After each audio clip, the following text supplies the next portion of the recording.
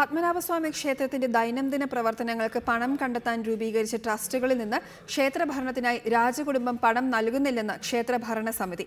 ട്രസ്റ്റുകളുടെ ഭരണഘടനാ വ്യവസ്ഥ ലംഘിച്ച മൂലം തിരുനാൾ രാമവർമ്മയെ ക്ഷേത്ര ട്രസ്റ്റി സ്ഥാനത്ത് നിന്ന് മാറ്റണമെന്ന് ഭരണസമിതി സുപ്രീം കോടതിയിൽ ആവശ്യപ്പെട്ടു.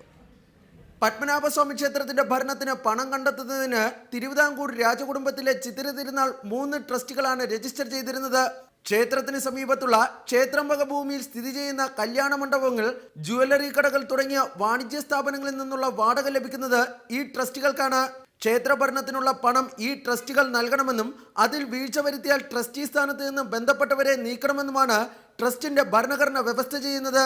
എന്നാൽ നിലവിൽ പത്മനാഭസ്വാമി ക്ഷേത്രത്തിന്റെ ഭരണത്തിനായി ഈ 3 ട്രസ്റ്റുകളിൽ നിന്ന് തിരുവിതാംകൂർ രാജകുടുംബം പണം നൽകുന്നില്ലെന്ന് ഭരണസമിതി ആരോപിക്കുന്നു. അതിനാൽ തന്നെ ട്രസ്റ്റുകൾ അതിന്റെ ഭരണഘടനാ വ്യവസ്ഥകൾ ലംഘിച്ചു. ഈ സാഹചര്യത്തിൽ മൂലം തിരുനാൾ രാമവർമ്മയെ ക്ഷേത്രം ട്രസ്റ്റി സ്ഥാനത്ത് നിന്ന് നീക്കണമെന്നും ഭരണസമിതി സുപ്രീം കോടതിയോട് ആവശ്യപ്പെട്ടു. തിരുവിതാംകൂർ രാജകുടുംബം സഹകരിക്കാത്തതിനാൽ ട്രസ്റ്റുകളിലെ ഓഡിറ്റിംഗ് നടക്കുന്നില്ലെന്ന് കഴിഞ്ഞ ദിവസം ആമിക്കസ് ക്യൂറി ഗോപാൽ സുബ്രഹ്മണ്യം സുപ്രീം കോടതിയെ അറിയിച്ചിരുന്നു.